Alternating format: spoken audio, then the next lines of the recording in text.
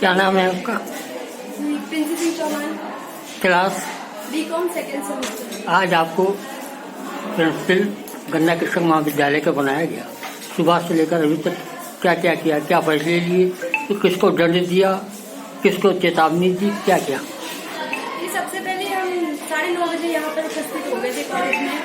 उसके बाद यहाँ आने के बाद मैंने सभी क्लासेस में राउंड लगाए और देखा कि टीचर्स अपने क्लासेस में हैं या नहीं हैं, स्टूडेंट्स क्लास अटेंड कर रहे हैं या नहीं कर रहे हैं। अगर जो बच्चा डिसिप्लिन में नहीं है या इधर उधर घूम रहा है, उनसे कहा भी कि क्लासेस में जाइए और अपने अपने क्लासेस अटेंड करें।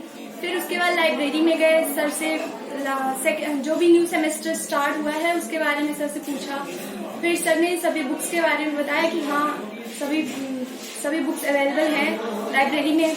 उसके बाद यहाँ आने के बाद हॉल में मीटिंग हुई बच्चों के साथ। मीटिंग के बाद यहाँ पर जब आए तो 12 बजे शिक्षकों के साथ मीटिंग हुई। उसमें सभी शिक्षकों के सुझाव प्रकट हुए। उनसे पूछा कि आपने सिलेबस अपलोड कर दिया या नहीं। ग्रुप में सभी बच्चों को मैसेज कर दिया है कि हमारे न्यू पैटर्न जो भी हमारे सेमेस्टर का है वो आ गया है, तो उसके बारे में आपने बच्चों को बताया या नहीं बताया, और किस तरह से अपने कॉलेज को आगे बढ़ाने के लिए क्या क्या सुझाव हैं वो भी उनके ऊपर भी चर्चा की। तो शिक्षकों ने अलग अलग अपने सुझाव भी व्यक्त किए। एक दिन का प्रिंसिपल बनने पर क्या सीखा आपने?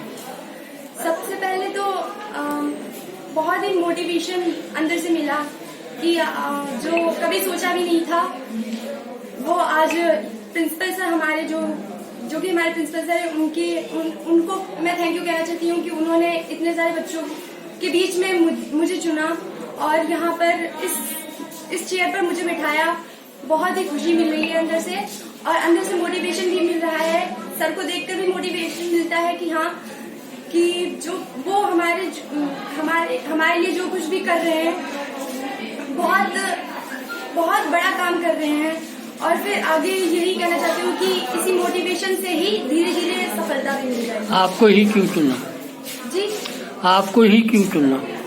जी, ये तो हमारा सौभाग्य है, यह हम क्या कहें, लेकिन मुझे तो बस सर की बहुत बड़ी आभारी हूँ कि उन्होंने मुझे चुना, और फिर से थैंक यू ही कहना चाहती हूँ। सर, गन्ना कृषक महाविद्यालय में नए प्रयोग किए जा रहे हैं, ये क्या सोच है आपका? इसका कहाँ ले जाएंगे इस विद्यालय को? धन्यवाद। नए प्रयोग के पीछे एक मेन जो कारण है वो ये है कि जब किसी को हम एक दिन के लिए बनाते हैं तो उसके नए नए सुझाव आते हैं और उसका आत्मविश्वास भी देखने को मिलता है, किस आत्मविश्वास के साथ काम कर रहा है। क्योंकि इस बच्ची को आज जब मैंने प्राचार्य का सुबह प्रभार सौंपा तो 2 दिन पहले संडे को जब मैं कॉलेज कैंपस में बैठा था तो मेरे मन में आया कि एक एनसीसी की हमारी बच्ची है जो बहुत अच्छे से हर कार्यक्रम में कॉलेज के प्रतिभाग करती है, तो क्यों ना हमने उस दिन अपने विभागाध्यक्ष गृह विज्ञान शोभना मिश्रा को चार्ज दिया था, उससे कुछ चीजें हमारे पास आई।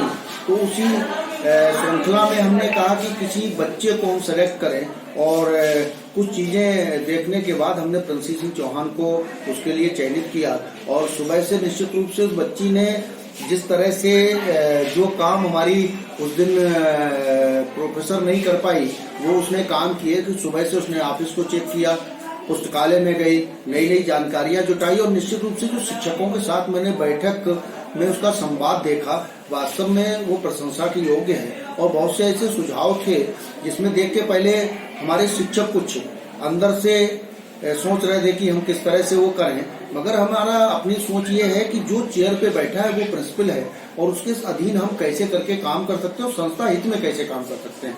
जैसे बच्चों के बीच गई अनुशासन होना चाहिए, हम उपस्थिति को कैसे बढ़ा सकते हैं। एक सोच हमारे लिए ये है कि जब हम इस तरह के प्रयोग करते हैं तो जो हमारे वरिष्ठ शिक्षक हैं उनको भी एक वो आईना दिखाने का काम करना पड़ता है कि निश्चित रूप से आपको काम करना पड़ेगा, और काम करने के बाद ही आप उस दौड़ में शामिल हो। बिना काम करे दौड़ में शामिल होने वालों को कुछ मिलता नहीं है। इस बच्ची में हमने आत्मविश्वास देखा और उसी के तहत इसको आज हमने एक दिन का प्रश्न बनाया। नए प्रयोग से अपने विरोधियों को बेचैन करना या कोई और सोच है आपकी? नहीं, मेरा किसी से विरोध नहीं है। मैंने पहले भी कहा था, जो काम नहीं कर पाए वो मेरा विरोध कर रहे हैं, जो काम नहीं कर पाए मेरा विरोध कर रहे हैं। और मैं तो लगातार ये कहता हूँ कि हमने उनको आईना दिखाने का काम किया है। 20 साल इस कॉलेज को, जो गन्ना किसानों की गाड़ी कमाई थी, उससे कॉलेज संचालित था, वो उस गन्ना किसानों की कमाई से जिस महाविद्यालय को जिस तरह से स्टेब्लिश करना चाहिए था, नहीं कर पाए। और सबसे दुर्भाग्यपूर्ण स्थिति ये थी, जो कॉलेज बाद में खुले वो 2F और 12B में यूजीसी में रजिस्टर्ड हो गए। और ये 20 साल ये इंतजार करता रहा 2F और 12B में कैसे रजिस्टर्ड होगा। जब मैंने 2016 में चार्ज लिया, सबसे पहले 2F और 12B में इसका रजिस्ट्रेशन कराया। मैंने उनको आईना दिखाया कि आप देखिए, जो काम आप 20 साल में नहीं कर पाए, हम लोगों ने 1 साल के अंदर करके आपको दिखाया। नंबर 2, वो बात करते हैं विरोध की। हम उनसे कहते हैं आप मेरा विरोध करिए, आप संस्था का विरोध ना करें। वो 2 बीघे 3 बीघे जमीनें कॉलेज के पैसे से खरीदते रहे। मैंने 12.5 एकड़ जमीन सरकार से निःशुल्क ला के इस कॉलेज को दे दी। 6.5 करोड़ का छात्रावास स्वीकृत करा के दिया। और हमारा बच्चा, जो पिछले 20 साल में कभी कॉलेज का बच्चा नहीं जा पाया, हमारे बच्चे ने प्रधानमंत्री के ध्वजारोहण कार्यक्रम में सम्मिलित होकर एक इतिहास रचा।